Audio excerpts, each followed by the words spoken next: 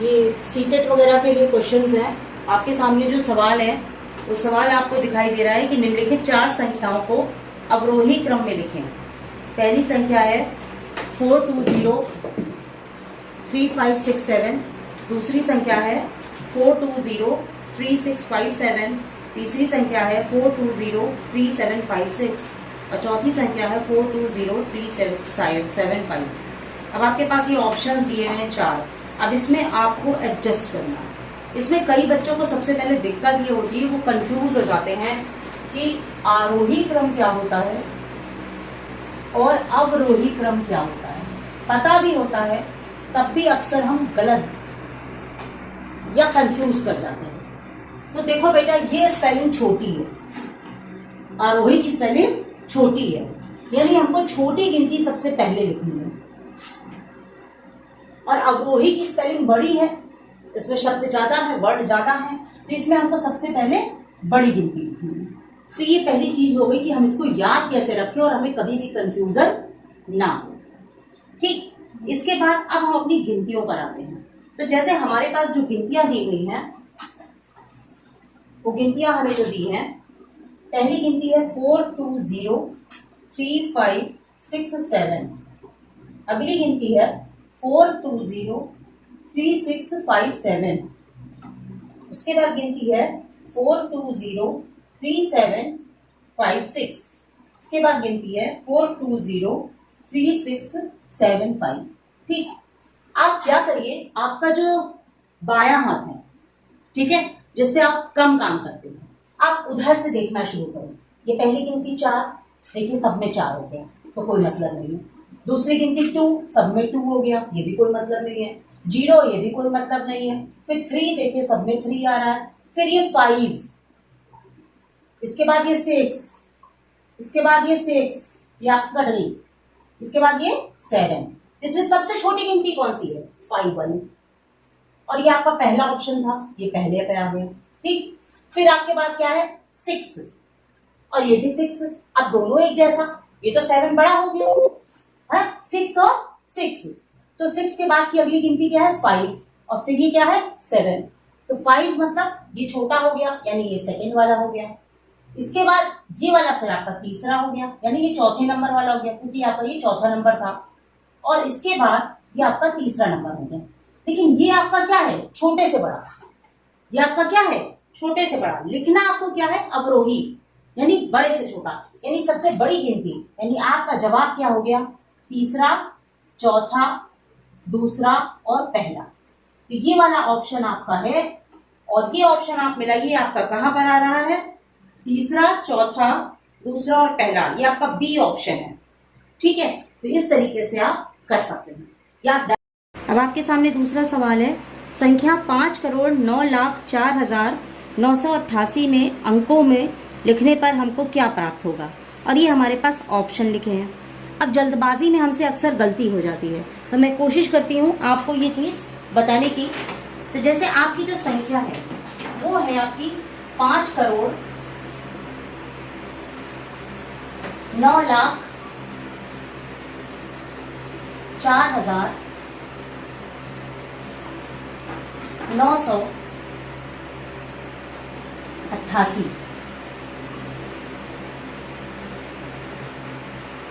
ठीक, आप अगर इसमें कुछ चीजें याद कर रहे हैं तो आपके लिए बहुत ज्यादा आसान हो जाएगा।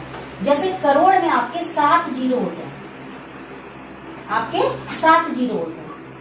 लाख में आपके 5 जीरो होते हैं। 1000 में आपके 3 जीरो होते हैं।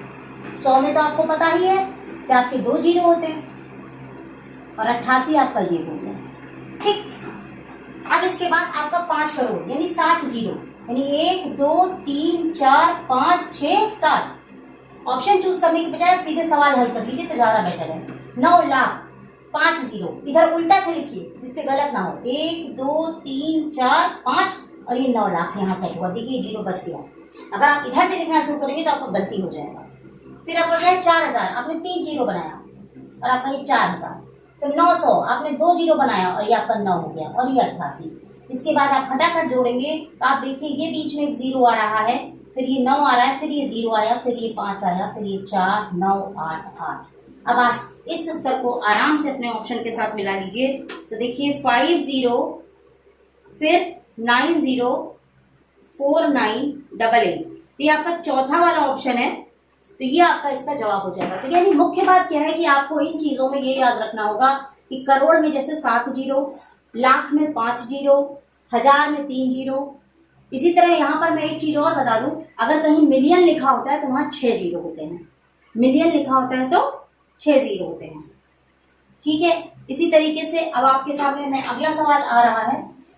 अगला सवाल आप देखिए, 1 करोड़ बराबर है 100 लाख के, 1000 लाख के और 10 लाख के और 100,000 के। यानी इन्होंने कहा कि 1 करोड़ किस चीज के बराबर है। आपके पास ऑप्शन दिया है 100 लाख, फिर आपके पास ऑप्शन दिया है 1000 लाख, फिर ऑप्शन दिया है 10 लाख, फिर ऑप्शन दिया है 100,000। अगर आपको जो मैंने अभी बताया आप उसी को फॉलो करते हैं तो आपके लिए बहुत आसान हो जाएगा। 1 करोड़ में आपके पास कितने जीरो गए? 7 जीरो, 1 2 3 4 5 6 7।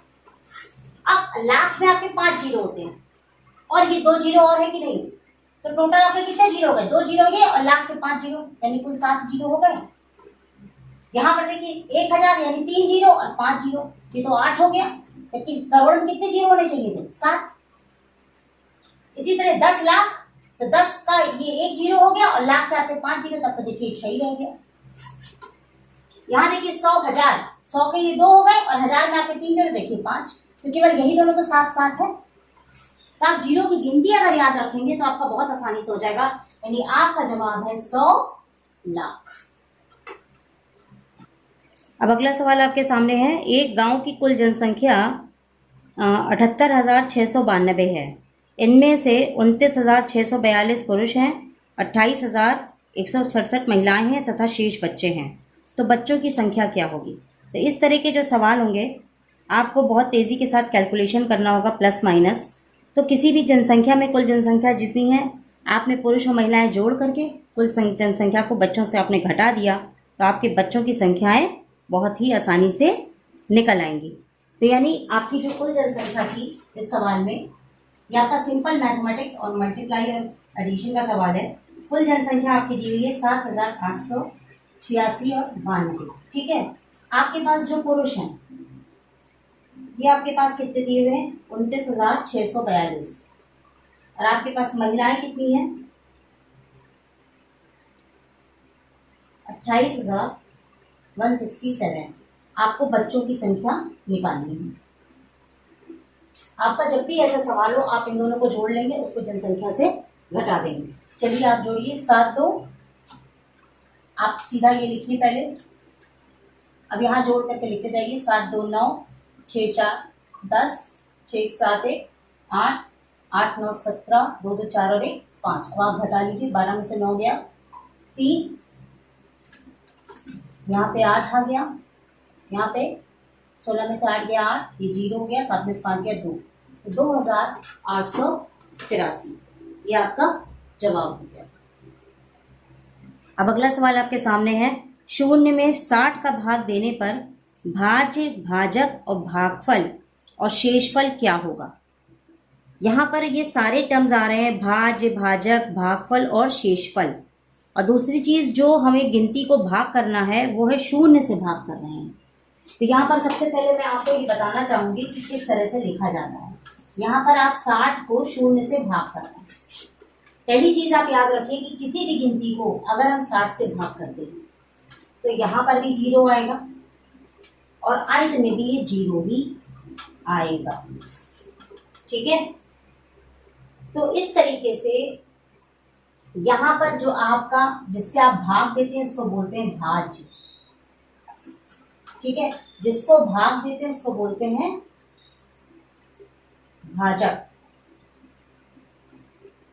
जो ऊपर वाला होता है उसको बोलते हैं भागफल,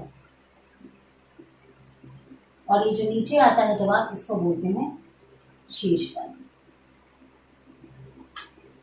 यानी आप ये बात याद रखिए, कुछ लोग अगर इसको भाग करके सोचेंगे शेषफल शायद 60 ना हो जाए, या यहाँ पे 1 कर देंगे या 60 कर देंगे। लेकिन अगर किसी भी गिनती को हम कभी भी 0 से भाग करते हैं, ये भाजक छोड़ के हर जगह आपका 0 ही होता है। और आपको ये याद रखना है कि किसको क्या बोलते हैं। देखिए ये आपका ऊपर ये भी भागफल है और ये भी शेषफल है, ठीक है। अब ये आपका भाज्य और ये भाजक, ये छोटा वर्ड है जिससे हम छोटी गिनती से भाग करते हैं। भाजक आपका ये बड़ा वर्ड है, और दोनों जो फल वाला है वो ऊपर नीचे है, भागफल ऊपर है, नीचे आपका शेषफल। तो इस तरीके से जो आपके ऑप्शंस दिए हुए हैं इसमें आप देखिए केवल आपका भाजक 60 है और सारी चीजों में आपका 0 है। तो आपका फर्स्ट वाला आंसर फट से आप इसको लगा दीजिए। आपके सामने ये जो सवाल आ रहा है 2/9, 5/8, 1/3 और 3/4, इसको आपको आरोही क्रम में लिखना है। जैसे मैंने आपको अभी पहले बताया था वीडियो शुरू करते समय, आरोही देखिए छोटा वर्ड है, यानी हमको सबसे पहले छोटी गिनती लिखनी है। लेकिन ये आपके जो सवाल है भिन्न में दिए हैं। अब आप भिन्न को कॉमन करिए, उसके बाद जवाब दीजिए। तो इसके लिए उससे ज्यादा और आसान तरीका क्या है कि आप सबको भाग करते चले जाइए, आपस में दशमलव में कन्वर्ट कर लीजिए। अब आप अगर 9 को भाग करेंगे तो आप सिंपल देखिए 9, अगर आपने ऐसे ही 20 रखा, 9 रखा तो दशमलव लगाए तो 20 हो गया, तो 9 दूनी 18, फिर आपका 2 आ गया, यानी 9 दूनी 18, यानी लगभग 0.22 आ रहा है। यहाँ पर 2 गिनती तक निकाल लीजिए। अगर कहीं पर कोई दिक्कत आती तब आप तीसरी गिनती भी निकालिएगा। अब इसी तरह 8 है तो 50 हो जाएगा, तो 8 छम 48, ये आ गया आपका। इसी तरीके से 3 है, 3 तिरिका 9.3 आ गया। मतलब आप हर गिनती को 10 मान लीजिए। अब यहाँ पे मान लीजिए 10 हो गया तो 30 है, 4 7 28, 7 आ गया। तो सबसे छोटी गिनती आपकी क्या है 0.22 वाली, यानी पहला आपका क्रम क्या हो जाएगा 2/9, उसके बाद दूसरा क्रम क्या हो जाएगा 1/3, तीसरा क्या हो जाएगा 5/8, चौथा क्या हो जाएगा 3/4। ये भाग विधि के द्वारा दशमलव में बदलकर हम बहुत जल्दी आरोही क्रम या अवरोही क्रम भिन्न का निकाल सकते हैं। अब हमारे पास अगला सवाल है, यदि 5 पेंसिलों का मूल्य 3 सही 3/4 है तो 2 पेंसिलों का मूल्य क्या होगा। अक्सर इस तरह के सवाल बहुत ज्यादा होते हैं और हमें छोटे बच्चों को समझाने होते हैं और हमें समझ में नहीं आता, इन्हें एकांकी प्रश्न कहते हैं। इसका मेरे को जो लगता है कि सबसे आसान तरीका क्या है कि आप देखिए आपके पास 2 चीजें हैं, एक आपके पास है पेंसिल और दूसरा है आपका मूल्य, ठीक है। आपके पास पेंसिल कितनी हो गई 5, मूल्य कितना हो गया 3 सही 3/4, ऐसे आपने बना लिया। उसके बाद आपके पास कितनी पेंसिल है 2, और मान लीजिए मूल्य उसका x हो गया, काम खत्म। इसके बाद आप इसको पहले सही कर लीजिए, तो 4 3 12, 12 3 15/4, ये आपका हो गया 15/4। अब इसके बाद आप यहीं पर भी क्रॉस मल्टीप्लाई कर सकते हैं अगर आप कर सके तो, नहीं तो आप बटे करके लिख लीजिए। तो 5 देखिए किससे गुणा हो रहा है x के साथ, और ये 2 उधर जाके गुणा हो गया 15/4 के साथ, ठीक। अब ये x के साथ है, यानी ये ऊपर है ना x के साथ, तो जब ये 5 हम इधर लाएंगे तो ये 5 नीचे चला जाएगा, तो ये x का मान हो जाएगा 2 × 15/4 × 5, तो 5 3 15 और 2 दूनी 4, कितना हो गया 3/2, ठीक। अब हमको ऑप्शन में देखना है, तो देखिए 3/2 आपका बी आंसर लिखा हुआ है। अगर हमारा ऑप्शन दशमलव में होगा तो हम भाग करके निकाल लेंगे। तो इस तरह से आप इस विधि का इस्तेमाल करके बहुत आसानी से इन सवालों को निकाल सकते हैं। अब हमारे पास अगला सवाल है, संख्या 720 के अभाज्य गुणनखंड बताइए। यानी हमें गुणनखंड बताने, वो भी अभाज्य। अभाज्य वो संख्या होती है जो किसी से भी ना कटे। और देखिए 2 प्रकार की संख्याएं होती है, एक संख्या होती है भाज्य और एक संख्या होती है अभाज्य। जिसको आता है तो बहुत अच्छी बात है, लेकिन नहीं आता तो समझ लीजिए। भाज्य मतलब जैसे मान लीजिए 4 है, ये आपका 2 से भाग हो गया। मान लीजिए 10 है, ये आपका 2 से भाग हो गया। यानी जो गिनती भाग हो जाती है उसे कहते हैं भाज्य संख्या। और जो गिनती भाग ना हो, जैसे मान लीजिए 3 है, 5 है, ये भाग नहीं होती, तो ये अभाज्य संख्या हो गई, ठीक है। तो अब आपको क्या करना है, अभाज्य गुणनखंड निकालना है। हमारा जो सवाल है वो है अभाज्य गुणनखंड निकालने और 720 का। तो अगर आपने लघुत्तम महत्तम पढ़ा है तो आप उससे बहुत आसानी से निकाल सकते हैं। तो मैं दोबारा से आपको सिखा रही हूँ लघुत्तम महत्तम, आप ये देख लीजिए। इसमें सबसे बढ़िया तरीका क्या है कि आप वैसे तो सबसे पहले इसको 2 से भाग करिए, लेकिन अगर पीछे 0 है तो 10 से मत ले जाइए, क्योंकि 10 के अंदर 2 और 5 दोनों आता है। तो सबसे बढ़िया आप इसको 2 से ले जाइए या 5 से ले जाइए। तो हमने मान लीजिए 5 से लेके गया, या मान लीजिए 2 से ही लेके गया, चलिए 2 3 6 1 7, 2 6 12 और ये 0। फिर आपने 2 से लिया, 2 1 2 और ये 16। या आप इसको ऐसा कर लीजिए, इस तरह भी मत करिए, इसमें आपको बहुत टाइम लगेगा। एक दूसरा तरीका मैं बता रही हूँ जिससे आपको बहुत जल्दी हो जाएगा। देखिए, आप 720 लिखिए और आप इसका फैक्टर 3 बनाइए। 720 में आपका 0 है, आपने 10 गुणे 72 लिख दिया, काम खत्म, 1 मिनट में हो गया। अब आपने 10 को किया तो 2 गुणे 5 हो गया, ये भी काम खत्म हो गया। 72 लिखा, ये 8 गुणे 9 हो गया। ठीक, अब 2 और 5 का तो छोटा हो नहीं सकता, इसको आप छोड़ दीजिए। अब ये 8 हाथ में किया तो 2 चौको 8 हो गया, 9 किया तो 3 गुणे 3 हो गया। अब 3 और 3 का तो हो नहीं सकता, 4 का फिर हो जाएगा, यानी 2 गुणे 2। तो अभाज्य गुणनखंड में क्या क्या आया, 2 आ गया, ठीक है, फिर 3 आ गया, फिर 4 आ गया, फिर 5 आ गया, ठीक है। उसके बाद 1 मिनट सुनिए, 4 नहीं लेंगे, 4 का ये 2 गुणे 2 लेंगे, तो आपका ये लास्ट में कितने कितने आए, 2 5, फिर ये वाला 2, फिर ये वाला 2, फिर ये वाला 2 और ये वाला 3 और ये वाला 3। यानी आप गिनती गिन लीजिए कि आपके कितने 2 हैं और कितने 3 हैं। तो पहली बात आप देखिए, आपके 2 के कितने हैं, 1 2 3 और 4। 2 के आपके 4 हैं, 3 के आपके 2 हैं और 5 का आपका 1 है। तो आप देखिए अपने ऑप्शंस में 2 के 4 जो है वो देखिए डी नंबर पे बना है, जहां पर आपके 2 के 4 बार आ रहे हैं और 3 के आपके 2 बार भी आ रहे हैं और 5 आपका आ रहा है, यानी सारे अभाज्य गुणनखंड में आपका डी का ऑप्शन ठीक है। तो ये जो मेथड है अभाज्य गुणनखंड का, उस लघुत्तम वाले मेथड से जल्दी आपका जवाब इसमें आ जाएगा। अब इसके बाद अगला सवाल है, एक मकान की पुताई 5 व्यक्ति 8 घंटे रोज काम करके 3 दिन में करता है, तो एक व्यक्ति 4 घंटे रोज काम करके उस काम को कितने दिन में करेगा। यानी पहले कोई मकान है, उसकी पुताई 5 व्यक्ति मिलकर कर रहे हैं और 8 घंटे तक काम करते रहे, तो 3 दिन में उनके पूरे मकान की पुताई हो जाएगी।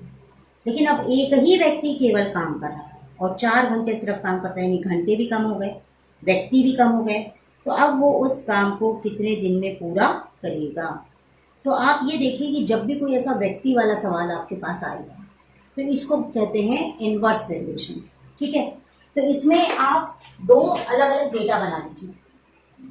आपके पास व्यक्ति मतलब मैन कितने हो गए, 5, उसके पास कितना रोज घंटे पुताई करता है, 8 घंटे।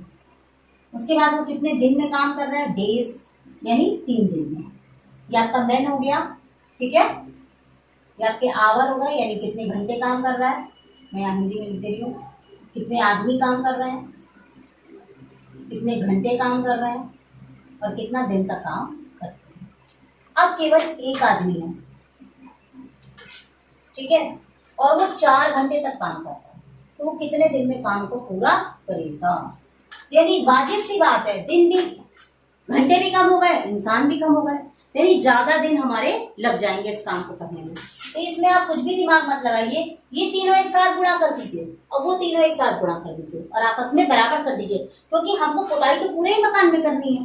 यानी आपका सवाल का जवाब क्या हो जाएगा, 5 गुणे 8 गुणे 3 बराबर 1 गुणे 4 गुणे x।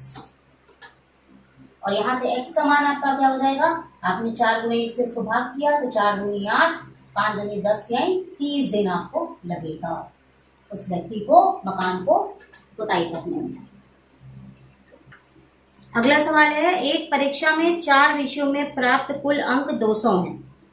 यदि कोई व्यक्ति 3 विषयों में प्राप्त अंकों का औसत 48 है, तो चौथे विषय में उसको कितना अंक प्राप्त होगा।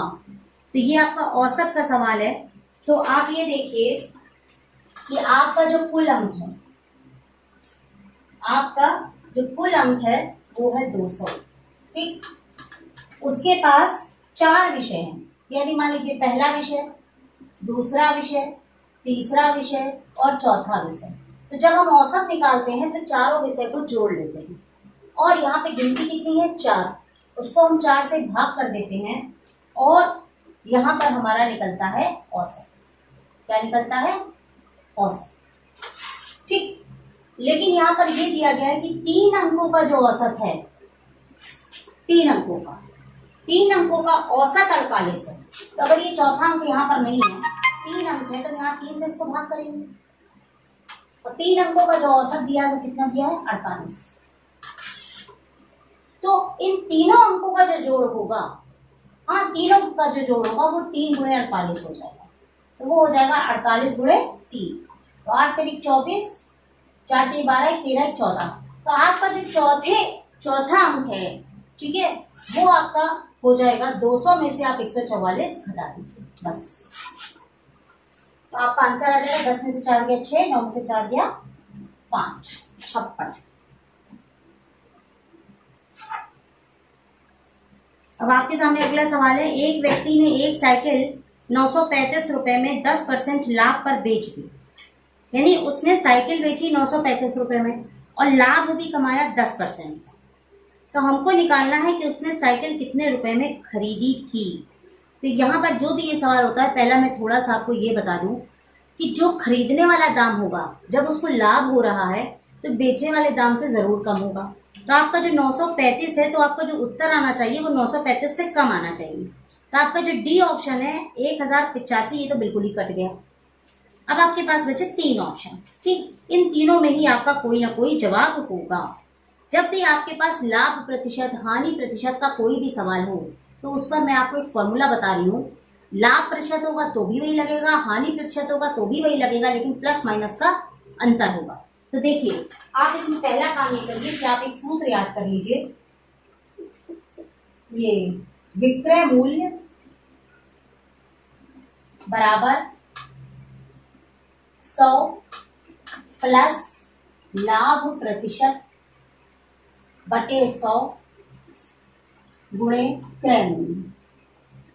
ये सूत्र सब में लगेगा। अगर कहीं पर सवाल में हानि दी रहेगी तो आप यहाँ प्लस की जगह माइनस करके यहाँ हानि लिख लीजिएगा, और लाभ रहेगा तो आप प्लस लगा दीजिएगा। अब आप सवाल में देखिए कि साइकिल वो बेच रहा है 935 रुपए में, यानी उसका विक्रय मूल्य हो गया 935 रुपए। विक्रय मूल्य आपका क्या हो गया 935 रुपए, और ये 100 हो गया, और उसको लाभ कितने का था 10% का। तो आपने सीधे यहाँ 10 लिखा और ये नीचे 100 लिखा, और ये आपका हो गया क्रय मूल्य। आपने इसको जोड़ दिया तो ये हो गया 110 बटे 100, और ये हो गया 935। तो 935 में 0 0 दोनों कट गए, तो 935 गुणे 10 बटे 11। अब आप इसको 11 से अगर भाग करेंगे, देखिए हम इसको भाग भी करते हैं, 935 को 11 से भाग करिए तो 11 8 88, 13 में से 8 गया 5 बचा, 11 बचे 55, 85 आया और एक 0 है। तो आपका जवाब कितना हो गया 850 रुपए। और आप देखिए आपका जो उत्तर आया है वो विक्रय मूल्य से कम आया है। तो इस तरीके से आपका जो जवाब है यहाँ पर वो बी ऑप्शन है 850 रुपए।